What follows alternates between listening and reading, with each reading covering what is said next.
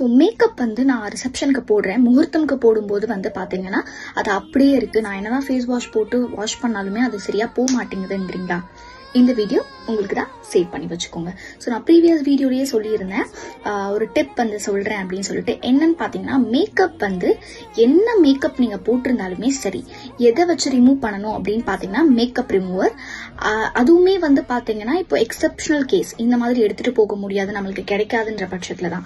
But ஒரு simple trick, நீங்கள் makeup ரிமூவர்லாம் கூட இந்த ஒரு நாளைக்கு நீங்கள் வாங்கணும்ல அவசியம் கிடையாது.